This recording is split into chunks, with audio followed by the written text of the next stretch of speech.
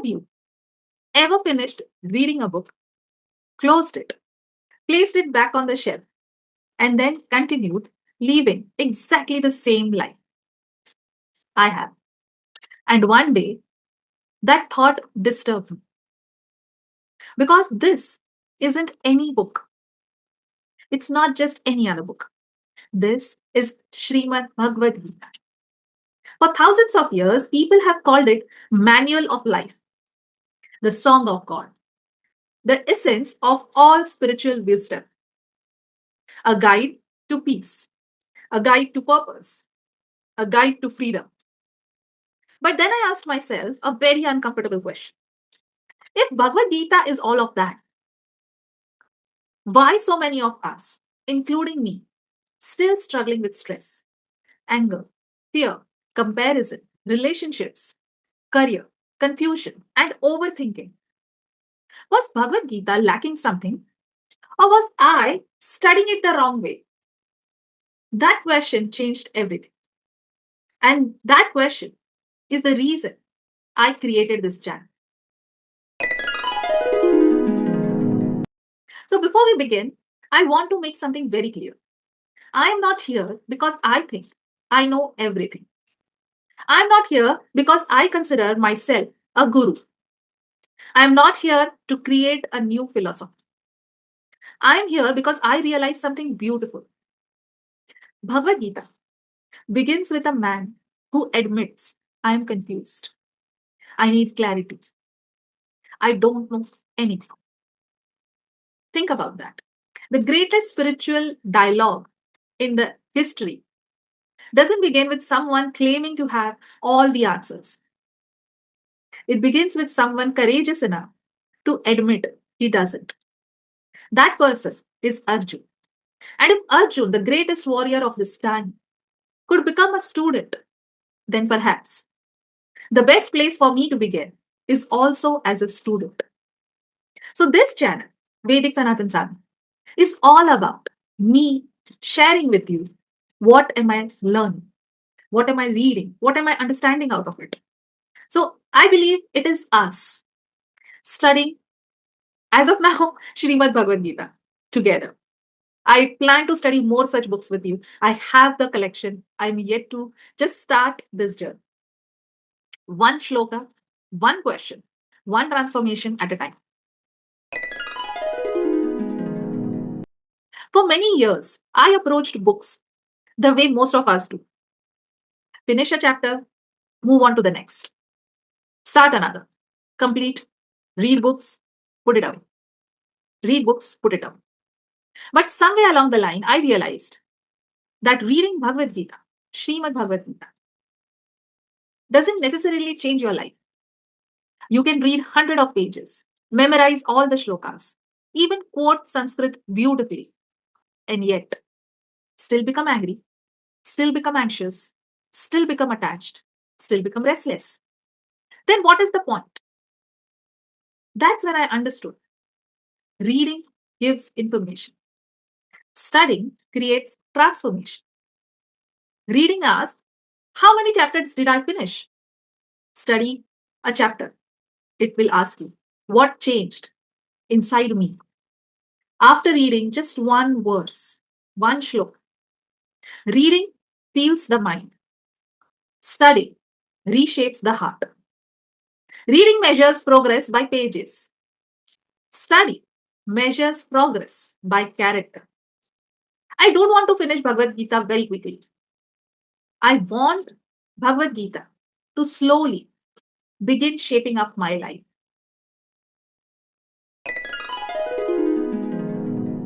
So, what does studying actually mean?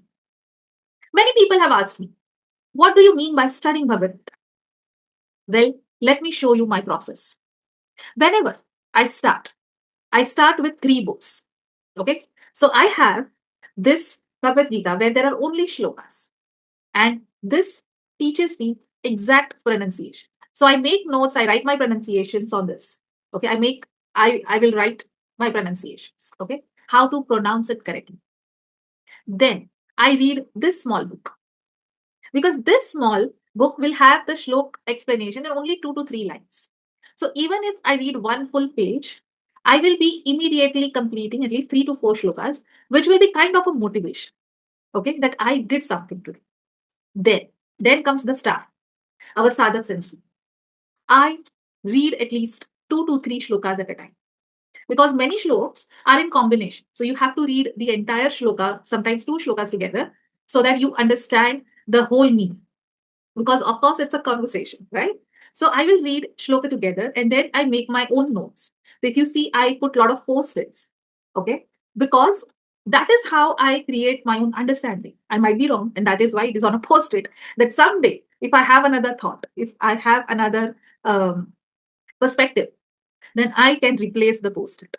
Okay. So I don't immediately jump to this the motivational aspect out of it. I take my time. Sometimes 2 to 3 shlokas will take one whole week, and that is okay because I am not hurrying it. Okay. So I learn the pronunciation, I understand the importance of each word and what goes behind it. Then I read the translation, but I don't stop there. I ponder upon it. Think about it. I read it in my Sadhaka Sanjivani. This is a very beautiful book. I do have it in the Hindi as well. So sometimes I do refer to the Hindi version as well because that is where I think, why did Shri Krishna say these exact words? Or why did Arjuna say these exact emotions? What is happening behind this? Only after understanding the historical context, I began my study with the traditional commentaries. And I actually advocate Sadhaka Sanjivani by Swami Ramsukhdas. Because Swami Ramsukhdas Ji dedicated his whole life in writing only one book. He has written just one book. That is this book. That this commentary, this traditional commentary, is the only thing he wrote in his entire life. And that makes it even more special. And I deeply appreciate how clearly, practically, he explains every shloka while remaining rooted in the traditional understanding of Srimad Bhagavad Gita. Alongside that, whenever it helps deepen understanding, I will also consult another traditional sources like Adi Shankaracharya, Swami Chinmayanand, Swami Mukhanand, and we also have some other sources of by Gita Press. But this is my traditional process. This is my core process. And whenever I get some new moment, I actually open up my laptop and computer and I start recording. So sometimes when I post videos, actually those are my understanding for myself. Okay, I'm talking to myself. Okay, I'm asking myself, and it becomes a video. Okay, so so sometimes I just ask, as in, what do I understand? Why Shri Krishna teaching this?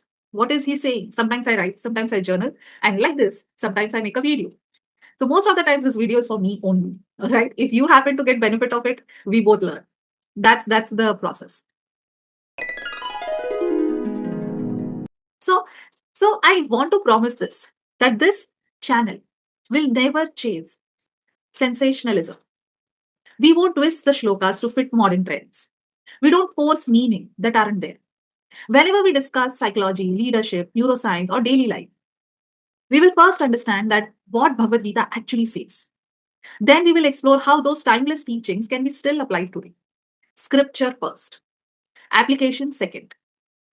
Then my plan is that I will start distinguish the traditional meaning of the shloka with historical context and then the practical application, maybe symbolic reflections wherever appropriate.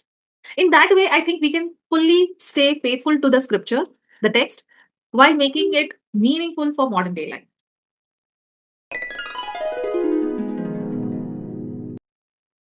So, if you are a student trying to find a direction, maybe you're working long hours and wondering if success alone is enough. Maybe you are a parent trying to find balance in your responsibilities. Maybe you're dealing with anxiety or a loss or uncertainty. Or maybe you're simply curious what Bhagavad Gita says, but don't know where to begin. You don't need to know Sanskrit. You don't need to be deeply religious. You don't need to have any scriptures read before this. All you need is willingness to learn. Because Bhagavad Gita wasn't spoken only for saints living in the forest, it was spoken for someone standing in the middle of the life's biggest crisis. That is why, even after 6,000 years, it still speaks to us today.